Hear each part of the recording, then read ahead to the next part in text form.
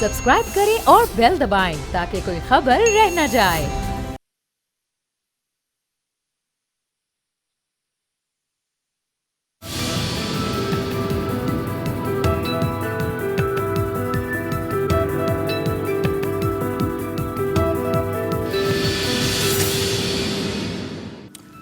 अस्सलाम वालेकुम व्यूअर्स, मैं हूं आपके साथ अमीर अब्बास और आप देख रहे हैं तब्दीली। ये है वो सियासी दर्जा हरारत इस वक्त जो पाकिस्तान की सियासत के उफ़क़ पे आपको दिखाई दे रहा है, जिसमें हुकूमत और अपोजिशन की जो जमातें हैं वो मुसलसल बरसरे पैकार नज़र आ रही हैं। लेकिन जो अहम तरीन इस वक्त सियासी जो मंजरनामा है उसमें जो डेवलपमेंट हुई वो अकाउंटेबिलिटी कोर्ट के जज अरशद मलिक साहब के वीडियो स्कैंडल से मुतल्लिक लाहौर हाई कोर्ट की जो फाजिल जजों पर मुश्तमिल इंतज़ामी कमेटी है उसने जो फ़ैसला किया जिसमें अरशद मलिक साहब को नौकरी से बरतरफ कर दिया गया। उनका नौकरी से बरतरफ होना बज़ाहिरन मुस्लिम लीग नून की अखलाकी फ़तह तस्वुर किया जा रहा है। ये कानूनी फ़तह नहीं है, कानूनी फ़तह का एक और तरीका होगा, लेकिन ये अखलाकी फ़तह है। इस केस में हुआ क्या है, जल्दी से मैं चाहूँगा कि वो सारी जो पेशरफ्त है पहले दिन से लेकर अब तक मुख्तसर वक्त में आपके सामने रखें। अरशद मलिक साहब जो है इनको chief justice Lahore high court की सरबराही में 7 सीनियर फाजिल जजेस हैं हाई कोर्ट के, जिन्होंने ये फैसला दिया जिसकी रूह से इनको बरतरफ किया गया। हुआ यह था कि जी दिसंबर 2018 24 तारीख को इन्होंने बतौर एहतसाब अदालत के जज अल अजीजिया रेफरेंस में नवाज शरीफ साहब को 7 साल की कैद की सज़ा सुनाई थी और फ्लैगशिप रेफरेंस में बरी किया था। फिर 6 जुलाई 2019 को मुस्लिम लीग नून के रहनुमाओं ने लाहौर में एक प्रेस कॉन्फ्रेंस की जिसमें अरशद मलिक साहब की मुबैना वीडियोस जारी की गई थी जिनके मुताबिक नवाज शरीफ साहब को सजा दबाव पर सुनाई गई, लेकिन अरशद मलिक ने उन इल्जामात की तरदीद करते हुए उन वीडियोस को जाली करार दिया था। 7 जुलाई 2019 को एहतसाब अदालत के रजिस्ट्रार ने अरशद मलिक साहब का एक तरदीदी बयान जारी किया और यह कहा कि उन पर बिला वास्ता या बिला वास्ता कोई दबाव नहीं था। 16 जुलाई 2019 को सुप्रीम कोर्ट ने अरशद मलिक साहब के वीडियो स्कैंडल की पहली बाज़ाब्ता समाअत की। 23 जुलाई 2019 को सुप्रीम कोर्ट ने अरशद मलिक साहब के वीडियो केस पर FIA को 3 हफ्तों में तहकीकात मुकम्मल करने का हुक्म दिया। 22 अगस्त 2019 को इस्लामाबाद हाई कोर्ट ने मुतनाज़ा वीडियो मंजर आम पर आने के बाद एहतसाब अदालत के जज अरशद मलिक साहब को ओहदे से हटा दिया। 23 अगस्त 2019 सुप्रीम कोर्ट ऑफ पाकिस्तान ने केस का फैसला सुनाया और कहा कि जज अरशद मलिक की 7 जुलाई की प्रेस रिलीज और 11 जुलाई का उनका बयान हल्फी उनके खिलाफ फर्द जुर्म हैसियत रखता है। 14 सितंबर 2019 लाहौर हाई कोर्ट ने अरशद मलिक को OST कर दिया। 4 जुलाई 2020 लाहौर हाई कोर्ट की इंतजामी कमेटी ने अरशद मलिक साहब को नौकरी से बरतरफ करने का हुक्म दे दिया और इंतजामी कमेटी ने तमाम शवाहिद की रोशनी में अरशद मलिक साहब की बरतरफी की मंजूरी दी। उन्होंने अगस्त 2019 में FIA को दिए गए तहरीरी बयान में यह एतराफ़ किया था कि अरशद मलिक साहब ने नवाज शरीफ के साहबजादे हुसैन नवाज से मदीनातुल मुनव्वरा के होटल और नवाज शरीफ साहब से जाती उम्रा और नासिर महमूद भट्ट के हमरा मुलाकात की थी। तो ये उनका एक एतराफ़ी बयान था जिसके बाद केस और उनके खिलाफ मजबूत हो गया और मामला आसान हो गया कि वो अपने ओहदे पर आज मौजूद नहीं है।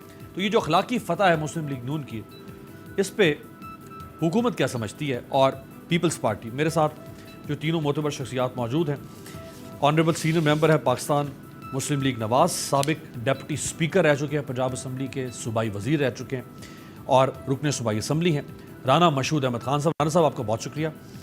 हलीम आदिल शेख साहब, honourable senior member Pakistan Tehreek Insaf, हमें ज्वाइन कर रहे हैं कराची से, आपका बहुत शुक्रिया। और शर्मिला फारूकी साहिबा, पाकिस्तान पीपल्स पार्टी की मरकज़ी रहनुमा, हमें ज्वाइन कर रही हैं कराची से।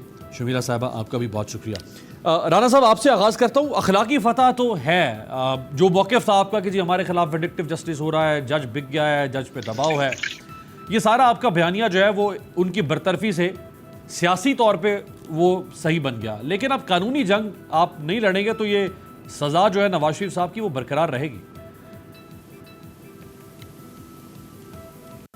बिस्मिल्लाहिर्रहमानिर्रहीम। देखें, सियासी तौर पर जो विक्ट्री की बात हो रही है, मैं समझता हूँ कि ये वो इखलाकी फ़तह है जिसके ऊपर मियाँ नवाज शरीफ साहब पहले दिन से ये बात कर रहे थे कि एक झूठा मुकदमा, आप सबको पता है कि पनामा की बुनियाद पर जिसमें उनका नाम ही नहीं था, पनामा से अकामा पर सज़ा, फिर ये हिल मेटल, अल अजीजिया, इसके अंदर एक केस के अंदर कहा गया कि कोई करप्शन नहीं है, एक केस के ऊपर लिविंग बियॉन्ड मीन्स की बात करके, और जो फैसला सुनाया गया उन जज साहब का अब सामने आ चुका है। तो इखलाकी तौर पर तो ये चीज़ आज कौम के सामने आ गई कि एक झूठे मुकदमे की बुनियाद पर इस मुल्क के मुंतखब वज़ीर आज़म को जो है इक़्तिदार से फारिग किया गया, नंबर 1।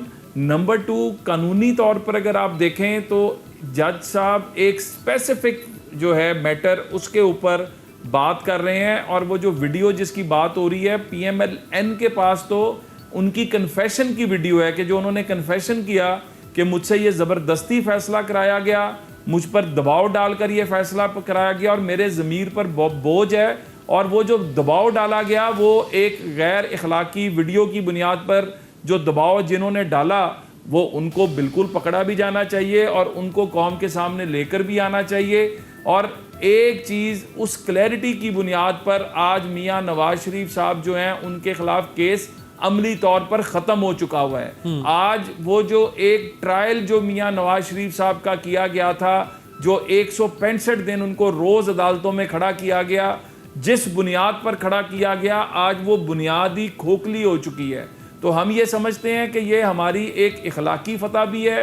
ये हमारा वो जो नारा हमने लगाया था कि पाकिस्तान की अवाम जब वोट देती है तो उस वोट की हिफाजत जब तक नहीं होगी, उस वोट की बुनियाद पर फैसले करने का जब तक हक नहीं मिलेगा, ये मुल्क तरक्की नहीं कर सकेगा। राणा साहब, और वही कुछ होगा जो आज इस मुल्क के साथ हो रहा है। राणा साहब, सॉरी फॉर इंटरप्शन। राणा साहब, आप राणा साहब जून 2013 से अक्टूबर 2014 तक पंजाब के minister for law and parliamentary affairs भी रहे थे, अगर मैं गलत नहीं हूँ। आप खुद वजीर कानून थे। क्या आप समझते हैं कि बगैर किसी अदालत के कॉम्पिटेंट कोर्ट के फैसला दिए बगैर, अखलाकी फतह तो मैं मान रहा हूँ कि वो बिल्कुल आपकी है, मैंने आगाज़ भी इसी से किया, लेकिन कानूनी तौर पे केस अभी तक ख़त्म कैसे हो सकता है? देखें, एक तो हमारी जो अपील पेंडिंग पड़ी हुई है, हम ये समझते हैं कि वो अपील जिस तरह 165 दिन लगा के मियाँ साहब को एक सज़ा दी गई, वो अपीलें भी लगनी चाहिए। और जिस दिन अपील लगेगी उस दिन ये जो मैं जो बात कर रहा हूँ ना, अब there is nothing in this case against Nawaz Sharif साहब, नंबर 1। नंबर 2, ये अदलिया को भी चाहिए कि इस केस का फैसला इसलिए नहीं कि नवाज शरीफ साहब को इसका फ़ायदा पहुंचे, बल्कि अदलिया की इज्जत की बहाली के लिए ज़रूरी है कि इसका फौरी तौर पर फैसला किया जाए। और जो मियाँ नवाज शरीफ साहब की अपील पेंडिंग पड़ी है, और बल्कि मैं ये समझता हूँ कि जो फौरी तौर पर मियाँ साहब की सज़ा मअतली की दरख्वास्त जो है वो आज बात होती रही है, वो भी इंशाल्लाह जल्द फाइल होगी इस फैसले की रोशनी में। अच्छा, बिल्कुल ठीक, यानी मुस्लिम लीग नून या उनकी फैमिली जो है वो फाइल करेगी, बिल्कुल ठीक है। शमीरा साहिबा, ये 3 पहलू हैं इस वीडियो स्कैंडल के। एक तो जज साहब खुद जो अपने अंजाम को पहुंच गए, वो नौकरी से डिसमिस हो गए।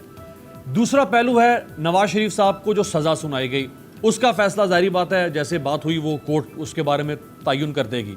और तीसरा इसका पहलू है कि जिन लोगों ने ये वीडियो बनाई, वो नासिर महमूद भट्ट और बाकी लोग जिन्होंने जज साहब को ल्योर किया या उनको टेम्प्ट किया या उनको ट्रैप किया, ये तीसरा पहलू तो अभी अपनी जगह पे मौजूद है।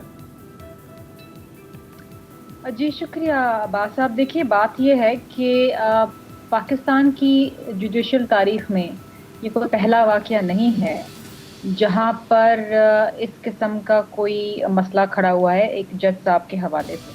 अगर मैं आपको याद दिलाऊं तो जस्टिस क़य्यूम साहब जो थे, हाई कोर्ट के जज थे, और उनकी टेप्स पकड़ी गई थी सैफ-उर-रहमान साहब से बात करते हुए, जब वो शहीद मोहतरमा बेनज़ीर भुट्टो और आसिफ अली जरदारी साहब का केस चला रहे थे। और उन टेप्स में एक बातचीत हो रही थी जब वो सेनेटर सैफ-उर-रहमान एहतसाब ब्यूरो के चीफ थे, और वो कह रहे थे कि जी इनको इतनी सज़ा सुना दे, वो कह रहे थे इतनी सुनाएंगे। तो आपने देखा कि अनफॉर्चुनेटली कि चंद एक ऐसे जज साहिबान होते हैं जो ना सिर्फ पूरी जुडिशल प्रोसेस को एक मुतनाज़ा बना देते हैं, बल्कि हुकूमती प्रेशर में आके गलत फैसले भी करते हैं। और जब आप गलत फैसलों की बात करते हैं तो यहाँ पर एक जिंदा इंसान है, एक ह्यूमन लाइफ है। बिल्कुल, आपने को सज़ा सुना दी, ये कोई बिल्डिंग नहीं है कि जी वो गलत खड़ी हो गई तो आप उसको मिसमार करके दोबारा खड़े कर दें। दीज आर ह्यूमन बींग्स, इनकी फैमिलीज़ हैं।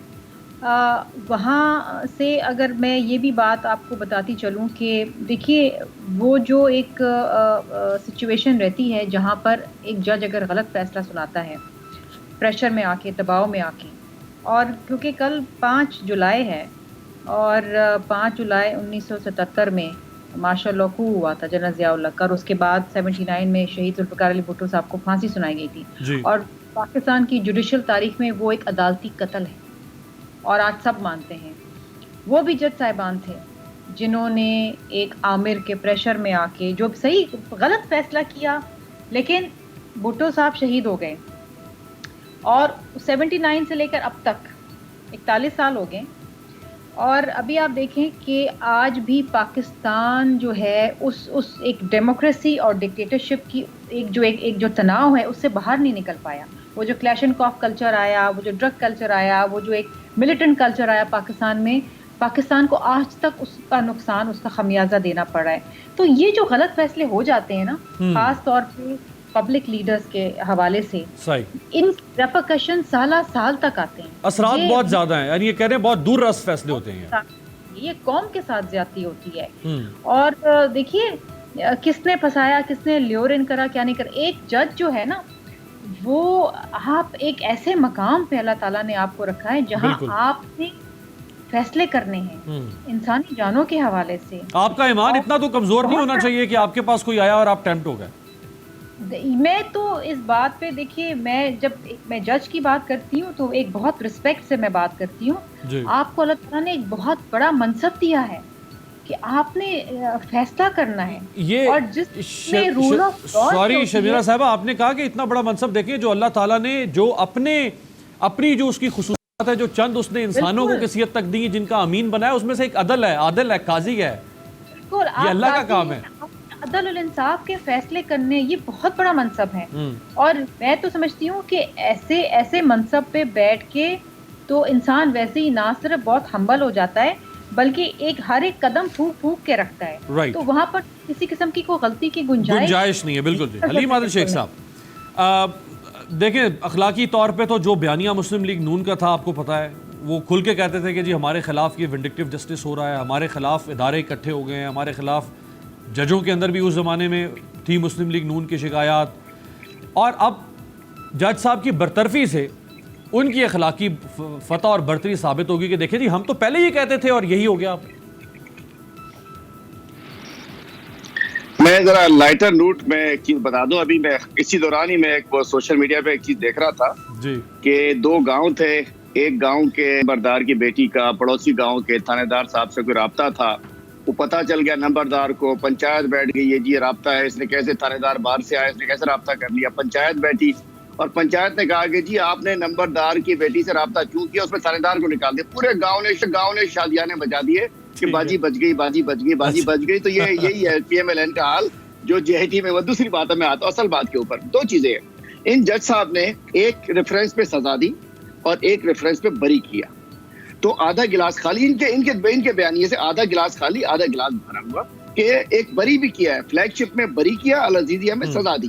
तीसरी बात है, मैं पहले कहना चाहूंगा कि एक मैकेनिज्म होना चाहिए। ये जो खुसूसी अदालतों के जजेस लगते हैं, ये भी चेक किया जाए कि ये किस दौर में लगाया गया। अरशद मलिक साहब को किस दौर में, किस हुकूमत ने, किस मैकेनिज्म के तहत, इनको ये गवर्नमेंट्स लगाती है, ये अदलिया नहीं लगाती है, ये गवर्नमेंट्स लगाती हैं, वजीर कानून लगाते हैं। तो ये किस मैकेनिज्म से आए। अब अदलिया को भी और वजारत कानून को और इनको देखना पड़ेगा कि खुसूसी तौर पे जो जज बने, उनकी इखलाकी इक़दार ऐसी नहीं होनी चाहिए कि वो बहक जाएं, वो बिक जाएं, वो गलत करें। अब इस फैसले की कोर्ट में जाना पड़ेगा, सुप्रीम कोर्ट या हाई कोर्ट जो भी है, वो क्या कहती है कि दोनों रेफरेंसेस का दोबारा चलेंगे। और दूसरा एक और बता दूं, ये रेफरेंस कोई नैब ने खुद नहीं भेजा। आपको पता होना चाहिए, ये ग्रेट पनामा स्कैंडल के बाद सुप्रीम कोर्ट की छलनी से छन के ये रेफरेंसेस दिए गए। तो ये नॉर्मल रेफरेंस नहीं है कि किसी आईओ ने, 16 ग्रेड के आईओ ने रेफरेंस बनाया और जमा करा दिया। सुप्रीम कोर्ट एक मशहूर जो उस पनामा स्कैंडल की जो GIT थी, फिर वो कमीशन बना, एक बहुत बड़ी छलनी से गुजर के आया तो ये इतने आसान ऐसा नहीं है कि झूठा केस किसी ने बकरी चोरी का बना दिया और जज ने झूठा केस बना दिया। तीसरी बात इसके अंदर ये है कि मलिक कयूम का, वो आपको कैसेट्स आज तक याद होंगी, वो वीडियो टेप्स याद होंगी, ये इनका पुराना वतीरा रहा है। मैं पूछना चाहता हूँ, ठीक है जज को सजा मिल गई, कोर्ट्स में क्या होने इन फैसलों की हैसियत क्या वो कोर्ट डिसाइड करेगा ना। अमीर अब्बास कर सकते हैं, ना मैं करता हूँ, ना मेरे बड़े भाई मोहतरम राना मशहूद साहब कर सकते हैं, ना शर्मिला कर सकती है। ये अदालतों को डिसाइड करना है कि उस वक्त उस जज के किए गए फैसलों का क्या हाल है। तो बोल तो ये दोनों फैसले तो पहले उठ जाएंगे। शेख साहब देखिए, कता कलामी की माजरत, शेख साहब देखिए, बादियो नजर में जिसे कहते हैं कि बादियो नजर में, प्राइमा फेसी बादियो नजर में, तो अब ये साबित हो गया ना कि ये जज साहब ने जो फैसला दिया, ये फैसला जो मशकूक है। भाई अमीर अब्बास भाई, मैं वही कह रहा हूँ, ये दोनों फैसले मशकूक हो गए ना, बरी करना भी मशकूक हो गया, ये भी मशकूक हो गया। लेकिन मैं कहता हूँ इसका फैसला करेगा अदालतें। हम बादियों नजर में हम कौन हो, ये अदालतें अल्टीमेटली ये जाए कोर्ट के अंदर, दूसरी साइड भी जाएगी कोर्ट के अंदर, फिर जो अदालतें फैसला करते हैं कि ये जज, और ये प्योरली जुडिशरी का इशू है, जुडिशियल मैटर है कि वो एक कानूनी पे नुक्ता होगा कि उन जज साहब के किए गए फैसले। बाकी जो बादियों नजर में वो तो मैंने पहले बता दिया आपको, वाह वाह वाह वाह ढोल ताशे, वो अलग बात है। जैसे उन्होंने JIT बनने पे वो आगे विक्ट्रीज बनाई थी। अब मैं कहता हूँ जिन लोगों ने ब्लैकमेल किया, जो लोग जज से उसके घर के बाहर जाकर मिले, जिन्होंने जज को ब्राइब किया, जिन्होंने जज को ब्लैकमेल किया, उसके अंदर, अब मैं नाम नहीं लूंगा, मैं खवातीन का नाम नहीं लेना चाहता, उसको किस लेवल पे मैनिपुलेट किया गया, क्या वो सजा के मुस्तहिक नहीं है? जिन्होंने अदल को खरीदा, जिन्होंने इंसाफ को खरीदा, जिन्होंने अदल को ब्लैकमेल किया, जिन्होंने इंसाफ को ब्लैकमेल किया, जिन्होंने जज को खरीदा, जिन्होंने जज को ब्लैकमेल किया, क्या उनको छोड़ दिया जाए? उनकी हिस्ट्री है, पुरानी हिस्ट्री चली आ रही है। मलिक कयूम केस से लेके अरशद मलिक, और अरशद मलिक के साथ जो हुआ बहुत अच्छा हुआ कि गंदे अंडे जहां भी हो, इनके साथ यही होना चाहिए, जुडिशरी ये बदनामी का बाइस बने। इस केस का फैसला, मैं जाती बात कर रहा हूँ, मेरे भी किसी पार्टी के बंदे को अच्छा लगे ना लगे, लेकिन मैं कहता हूँ अरशद मलिक से तो बहुत अच्छा हुआ। इस तरीके से ये तो अच्छी बात, कान खड़े हो जाने चाहिए। ये तो अच्छी बात है कि अगर कोई भी गलत पब्लिक ऑफिस होल्डर अगर गलत काम कर रहा है तो लेकिन बाजी बच नहीं गई है, ये नहीं है, ये सुप्रीम कोर्ट से आने वाली, मैं ये नहीं कहता, ये तो आप कह सकते हैं। चले राना मजूद साहब, मुआवरतन कह रहा हूं राना साहब, देखिए मैं कोई एक्सपर्ट तो नहीं हूं लॉ का, but as a student of politics in law, मेरा आपसे सवाल भी है और मेरा ख्याल भी ये है कि फैसला शायद ख़त्म हो जाए नवाज शरीफ साहब के खिलाफ, यानी उनकी सज़ा जो उनको मिली थी वो मुअत्तल हो जाए, ख़त्म हो जाए, वो नल एंड वाइड हो जाए, लेकिन जो रेफरेंस था पैनमा का, जो केस था, वो केस खत्म नहीं होगा, केस वहीं मौजूद होगा, केस का फिर ट्रायल होगा कहीं ना कहीं।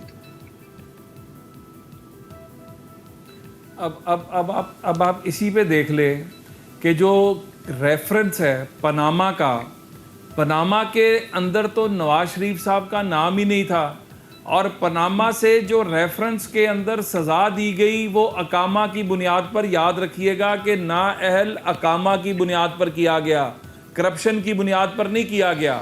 और इसी चीज़ के ऊपर चंद दिन पहले सुप्रीम कोर्ट के ऑनरेबल जस्टिस चौधरी एजाज साहब जो का एक इंटरव्यू आया, जिसमें उन्होंने कहा कि जब जावेद हाशमी साहब ने कहा कि सुप्रीम कोर्ट जो है मियाँ नवाज शरीफ को नाअहल करेगा, तो he was in supreme court at that time, और उन्होंने कहा कि ये एक साजिश थी। तो ये साजिश आज कौम के सामने आ चुकी है कि मियाँ नवाज शरीफ साहब, जिनके ऊपर करप्शन का कोई चार्ज नहीं है, दोबारा सुप्रीम कोर्ट के अंदर जो रेफरेंस है वो अकामा की बुनियाद पर है। ये वही अकामा है जो फैसल वाडा के पास है, ये वही अकामा है जो इनके बहुत ज्यादा PTI के लोगों के पास है, ये वही आप सेनेट के अंदर से हमारे मेंबरान को इसलिए निकाल देते हैं सुप्रीम कोर्ट एक फैसले में साकिब निसार की कि जी ड्यूल नेशनल हैं। आज पाकिस्तान पे ड्यूल नेशनल्स का राज है और सुप्रीम कोर्ट या कोई कोर्ट इनको पूछने वाली नहीं है। तो हम तो एक बात करते हैं कि हमने हमेशा रूल ऑफ लॉ की बात की है, हमने हमेशा मुसावात की बात की है, हमने हमेशा जो कहा है कि कानून सबके लिए यकसा होना चाहिए। यह नहीं होना चाहिए कि मियाँ नवाज शरीफ को आप पनामा में बुलाकर अकामा पे फारिग कर दें और यहाँ पर परवेज खटक से लेके, यहाँ पे जुल्फी बुखारी से लेके, यहाँ पर जहांगीर तरीन से लेके, किस किस का नाम लूँ, उनके मुतालिक आप केसेस को हाथ भी ना लगाएं। फैसल वाडा नॉन ड्यूल नेशनल, नॉन उनकी सारी कुछ आ चुकी है, अदालतों के अंदर केस नहीं लगने दिए जा रहे। जो फॉरेन राणा फंडिंग का साहब केस सिर्फ- है जिसके राणा अंदर साहब, साबित हो चुका है फैसल वाड़ा साहब पे CPT सिर्फ डुअल नेशनैलिटी का इल्जाम नहीं है, कंसीलमेंट ऑफ एसेट्स का भी इल्जाम उनके ऊपर है, जो स्टोरी उनके खिलाफ आई थी, और जनवरी से केस नहीं चल पा रहा आगे। नहीं जी, उनके ऊपर कंसीलमेंट ऑफ वाइफ का भी इल्जाम है, उनके ऊपर बेतहाशा इल्जाम वो है, तो- जो वक्त आने पर सारे खुलते जाएंगे। तो नहीं, बार 63 के अंदर 62, 63 में अगर आप दूसरी शादी करते हैं और उसको भी छुपाते हैं तो उस पर भी आप नाअहल होते हैं। मैं उस सेंस में कह रहा हूं। और शादी करना हर एक का राइट है, बट शेख साहब वैसे मुस्कुरा दिए हैं ज़ेरे लब। झूठ बोलना, शेख साहब आपकी बात पे मुस्कुरा दिए हैं, वो ताईद मेरा ख्याल उस बात पे सारे ला रहे हैं शेख साहब के, वो ठीक कह रहे हैं, फरमाया। मैं भी अभी जवाब दूंगा बिल्कुल।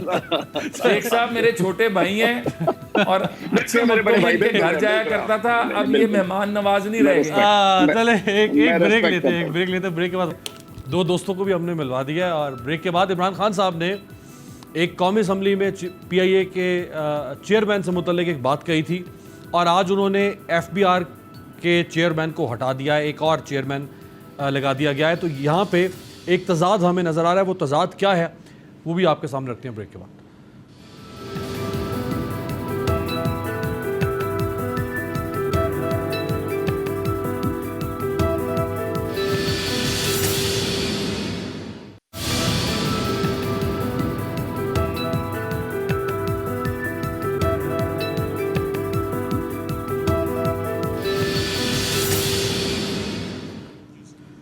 ब्रेक के बाद खुश आमदेद। वज़ीर आज़म इमरान खान साहब ने कौमी असम्बली के फ्लोर पर इजलास में शिरकत की। कुछ रोज़ पहले उन्होंने PIA के एक ऐसे मसले की निशानदेही की जिसका ताल्लुक़ पाकिस्तान के बाकी महकमों के साथ और इदारों के साथ भी है, लेकिन वज़ीर आज़म अमली तौर पर ख़ुद उस उसूल के ख़िलाफ़ चलते हुए नज़र आ रहे हैं जिस उसूल पर वो तनकीद कर रहे थे।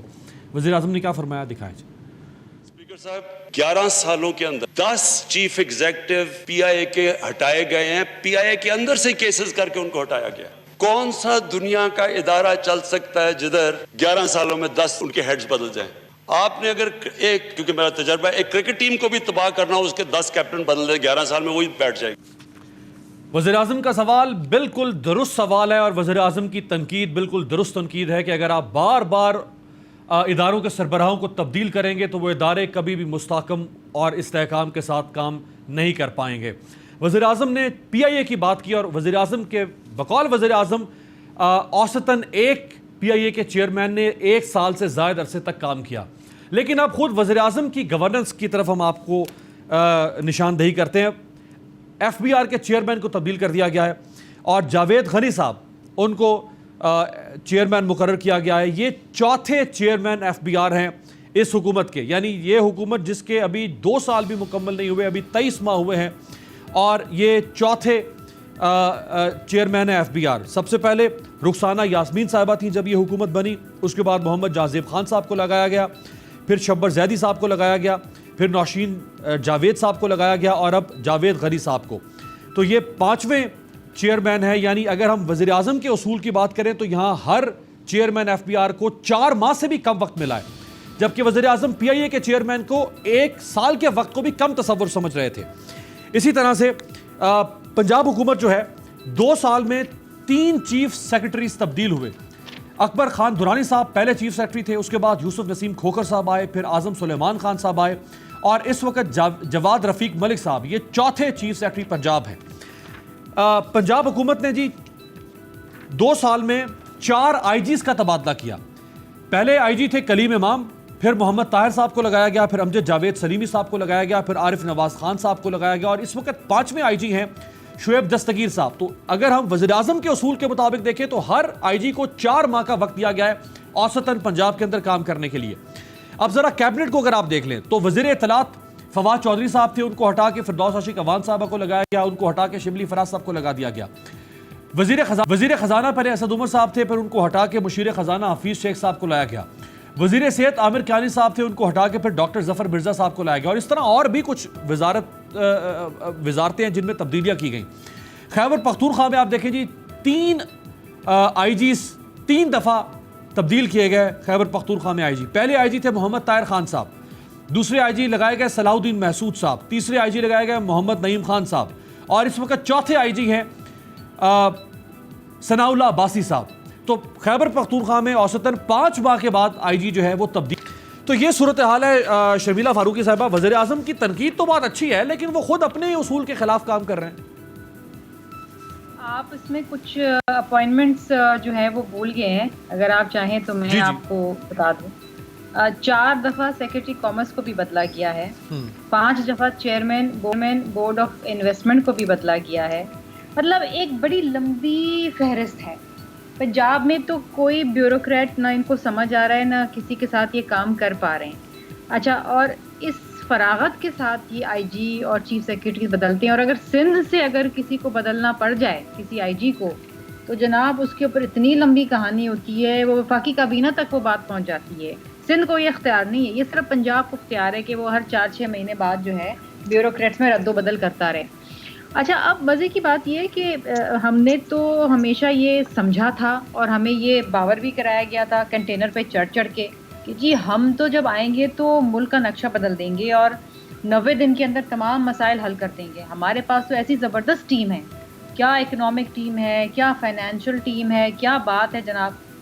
और इनसे अब अपने ही लोग नहीं संभल रहे, ना इनसे फाइनेंस संभल रही है, ना इनसे सेहत संभल रही है, ना इनसे कॉमर्स समझ रही, ना तिजारत समझ रही है। अच्छा, और मज़े की बात ये कि ये बाहर से लोग इंपोर्ट करके लाते हैं। अब वो डॉक्टर ज़फ़र साहब को बेचारे को लाए वहाँ से, वो स्पेशल असिस्टेंट बना दिया। फिर वो फिरदौस आशिक अवान साहिबा को लेकर आए बाहर से। फिर जनाब वो आपके हफीज़ शेख साहब को बाहर से लेकर आए। ये अपने लोगों को नहीं तरजीह देते, ना ये समझते हैं कि वो कॉम्पिटेंट, क्योंकि उनको पता है ये कितने इनकॉम्पिटेंट हैं। अच्छा, इन तमाम वजारतें जो हैं ये वज़ीर आज़म साहब ने अपने पास रखी। जब भी आप इन वजारतों में देखें कि इस कदर नाअहली और इस कदर इनकॉम्पिटेंस है। अब पार्लियामेंट्री मिनिस्ट्री के भी स्पेशल असिस्टेंट बाबर अवान साहब को बाहर से लेकर आए। मतलब आज तक ऐसा नहीं हुआ कि पार्लियामेंट्री मिनिस्टर, मतलब वो तो मिनिस्टर है ही नहीं बेचारे, वो स्पेशल असिस्टेंट है।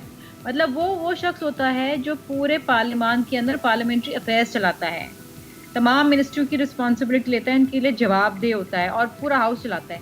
इतनी अजीब व गरीब बात है, लेकिन अगर इनसे बात करें तो ये कहते हैं कि जी आप तो चोर हैं, आप डाकू हैं, आप डकैत हैं, आप तो पुराने गंदे पाकिस्तान से हैं। सही। हम तो बड़े अच्छे वाले नए पाकिस्तान से हैं। लेकिन अच्छे नए पाकिस्तान के अंदर लोगों का हाल क्या हुआ? चीनी नहीं, आटा नहीं, बिजली नहीं, गैस नहीं, तेल नहीं, दवाइयाँ नहीं, कुछ भी नहीं।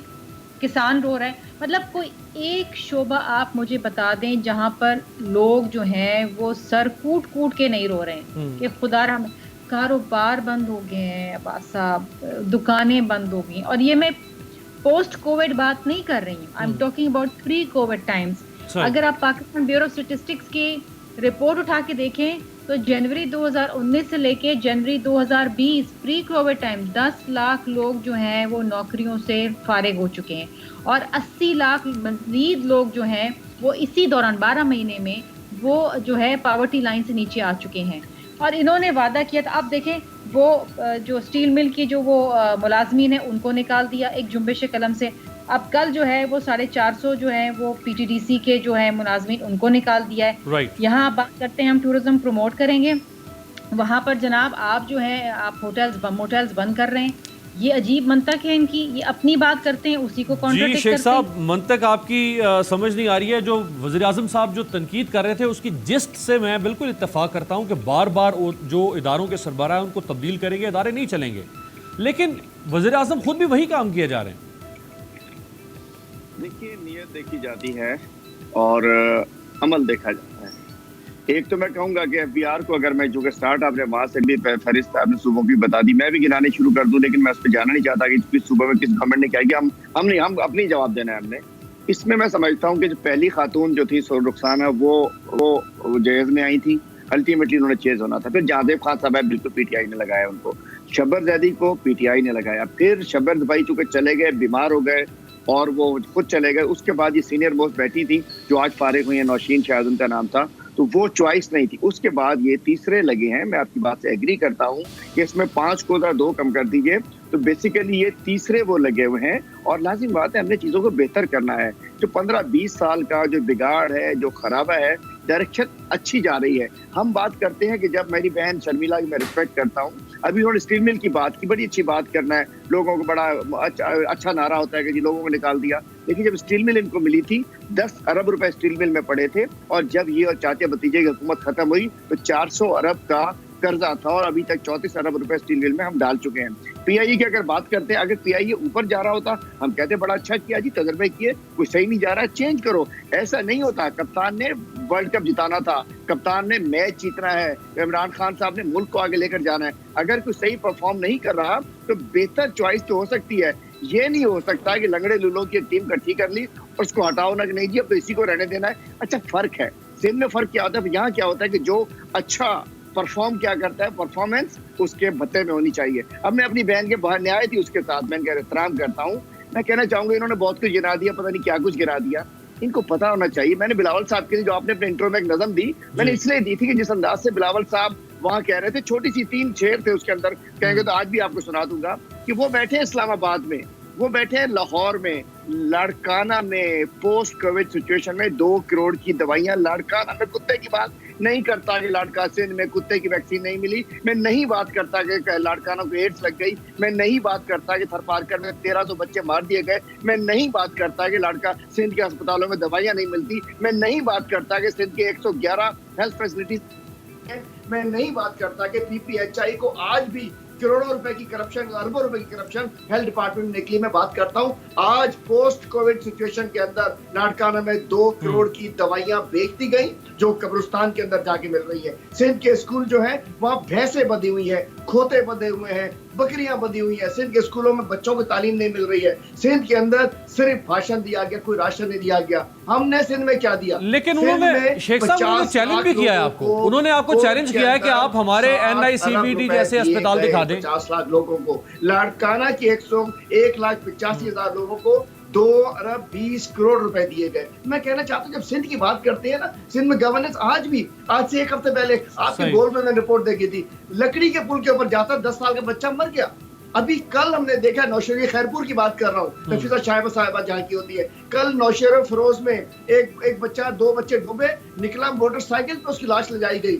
आज से 15 दिन पहले आगा सराय दरानी के हल्के में गड़ी यासीन में एक बशक मर जाता है, गधे गाड़ी में उसकी लाश ले जाई जाती है। ये परफॉर्मेंस इनकी। और उसके बाद गड़ी उसमें तंगवानी में डिस्ट्रिक्ट कंदकोट कश्मीर में एक खातून रोड कचरा कुंडी पे अपने उसको बच्चे को जन्म देती है। और बिलावल साहब असेंबली में तकरीरें करते हैं, लाहौर में तकरीरें करते हैं। 2 शेर हाजिर है बिलावल साहब के लिए, रिपीट करता चलूं, बिलावल सिंध की हालत पे थोड़ा गौर फरमाए। मिलेगी भूख और बीमारी गिलाजत जिस जगह जाए, गधा गाड़ी की एम्बुलेंस मिलती है मरीजों को, नहीं कुत्ते की कांटे की दवा। सिंधी कहाँ जाए? अगर हो सिंध के मुखलिस, करो वो जो नजर आए। अगर कुछ कर नहीं सकते तो भाषण भी ना फरमाए। बराए करम बिलावल साहब सिंध के लिए, सिंध को तबाह बर्बाद। ये शेर आपके अपने शेख साहब?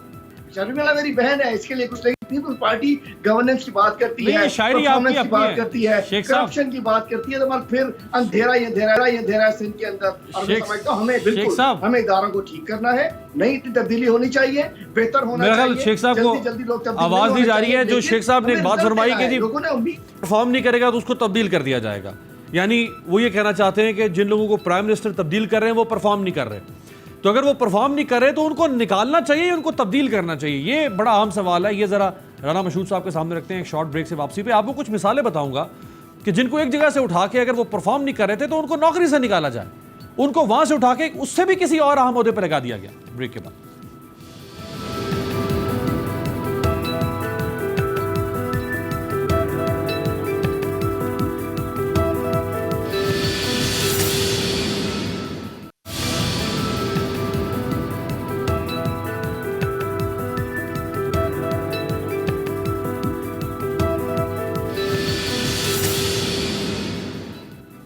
ब्रेक के बाद खुशामदीद। राना मशहूद साहब, आपकी चूँकि हुकूमत रही है पंजाब के अंदर और आपको एडमिनिस्ट्रेशन का तजुर्बा, आप खुद कैबिनेट का हिस्सा रहे, शहबाज शरीफ साहब 10 साल चीफ मिनिस्टर रहे, अगर कोई एक शख्स किसी एक ओहदे के ऊपर काम नहीं कर रहा, परफॉर्म नहीं कर रहा और बकौल तहरीक इंसाफ या इमरान खान साहब के हम इसको इसलिए हटा रहे हैं, तो उसको वो खैबर पख्तूनख्वा से हटा के फिर गिलगित का आईजी लगा देते हैं, फिर गिलगित से हटा के उसको पंजाब का लगा देंगे, फिर पंजाब से हटा के उसको आज़ाद कश्मीर का लगा देंगे। तो भाई अगर वो केपीके में परफॉर्म नहीं कर रहा था तो गिलगित वालों को को क्यों सजा दे रहे हैं आप उसको गिलगित का आईजी लगा के? फिर तो आप उसको नौकरी से डिसमिस करें, जैसे आज एक जज को डिसमिस किया गया है। ये तो बजाते खुद एक डायकॉटमी नजर आ रही है इनके स्टेटमेंट में। इसके लिए ना बड़ा अच्छा मुहावरा है, नाच ना जाने आंगन टेढ़ा।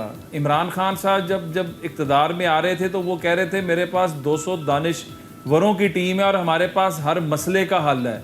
तो आज पाकिस्तान को मिसाइलिस्तान बना दिया। और मेरे भाई हलीम ने एक ऑन अ लाइटर नोट एक बात सुनाई थी, तो मैं भी अभी एक ऑन अ लाइटर नोट, अभी आप PIA की बात कर रहे थे तो सोशल मीडिया पर चल रहा है कि इतने त्यारे PIA के जो हैं वो ग्राउंड हो गए। अगर सिर्फ एक PM हाउस में बैठा हुआ त्यारा ग्राउंड कर दें, जहाज ग्राउंड कर दें, तो सारे जहाज चल पड़ेंगे इस मुल्क के।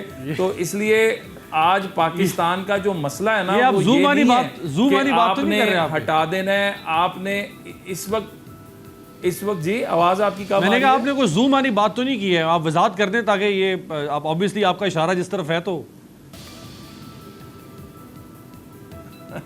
वो इशारा जिधर है वो सबको समझ आ गई है।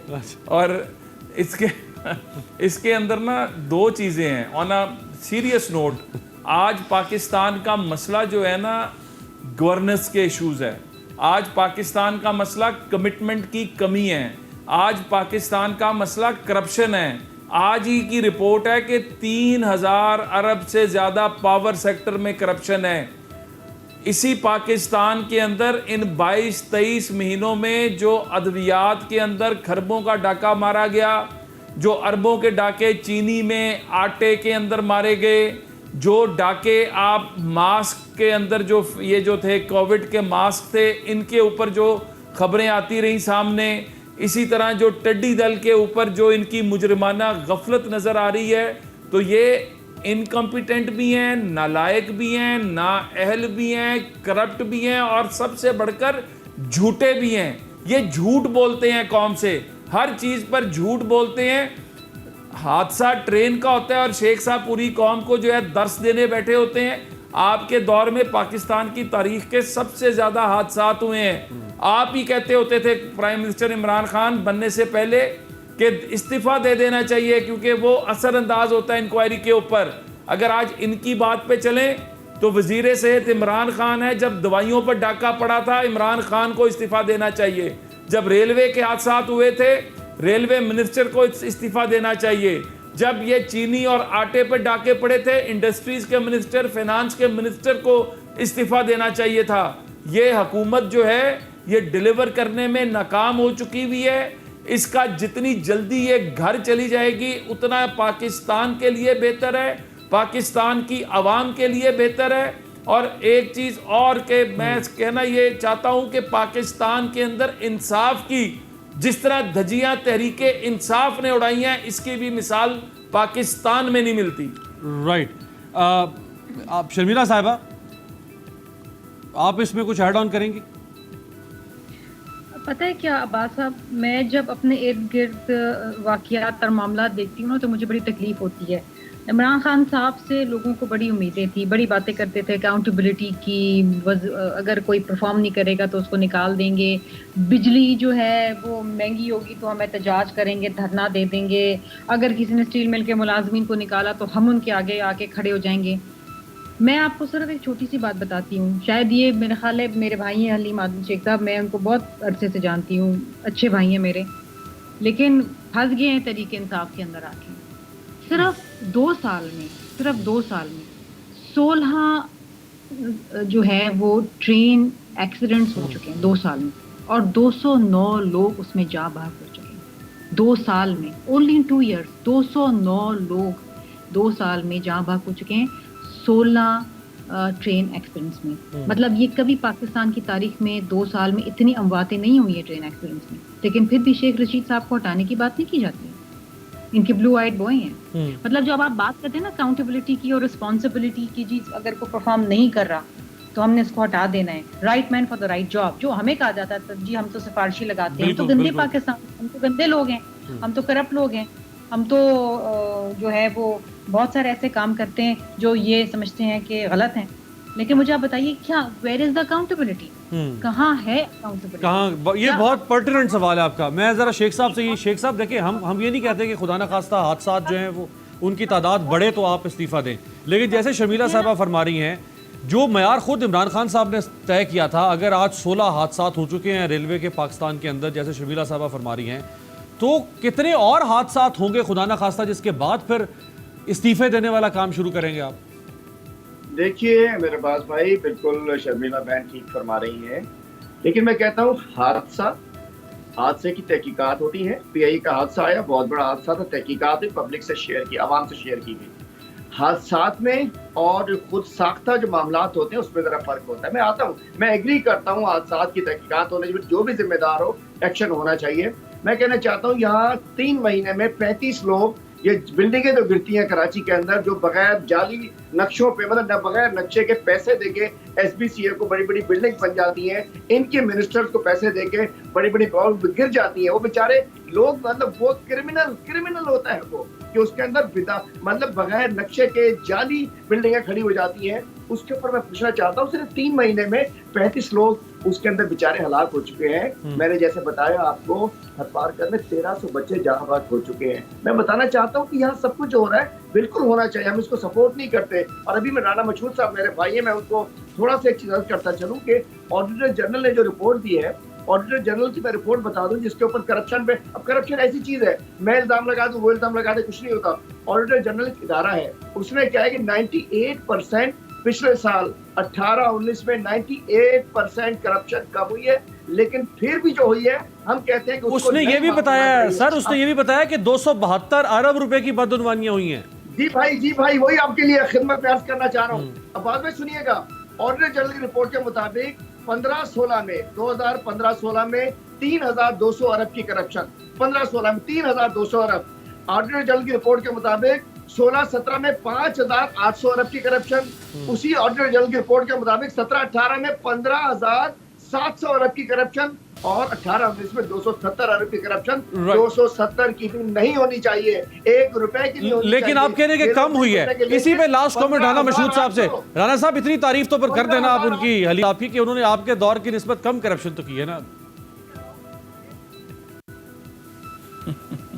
अब इसके ऊपर बात ये है कि ऑडिटर जनरल की जो रिपोर्ट जिसकी ये बात कर रहे हैं, उसके अंदर करप्शन जो है, वो जो मुझे याद आ गया रईसानी साहब के, करप्शन होती है। अब करप्शन ये तो आए थे कि 10 अरब जो है 12 अरब रोज की करप्शन पाकिस्तान में होती है, और हम आके उसको कंट्रोल कर लेंगे। उस हिसाब से 360 अरब की महीने की बनी, तो उस हिसाब से तो ना तरीके इंसाफ को किसी से फंड लेना चाहिए थे, ना किसी से चंदा मांगना चाहिए था, ना कुछ और करना चाहिए था। उसी करप्शन को बचाकर पाकिस्तान को खड़ा कर देना चाहिए था। तो वो तो करप्शन तो ये रोक नहीं सके। करप्शन के अंदर तो खुद इनके अपने लोग डूब गए और पाकिस्तान की मईशत का बेड़ा गर्क कर दिया। उनका मौक़िफ़ ये कि हमारे दौर में कम, जारी बात है, वो कह रहे हैं कि रोक नहीं पाए, लेकिन कम हुई है। बकौल उनके जो उन्होंने मवाजना पेश किया पिछले सालों में ऑडिटर जनरल की रिपोर्ट के मुताबिक, वो कह रहे हैं कम हुई है। लेकिन अगर कम भी हुई है तो जैसे राना साहब फरमा रहे हैं, तो तहरीक इंसाफ के दौर में तो करप्शन ना हो, ये है तहरीक इंसाफ का मंशूर। कम होना हौसला अफजा हो सकता है इस लिहाज से कि माजी की निस्बत कम हुई, लेकिन ना होना यह है तरीके इंसाफ से लोगों की तवक्को। आपसे मुलाकात होगी कल। बहुत शुक्रिया तमाम मेहमानों।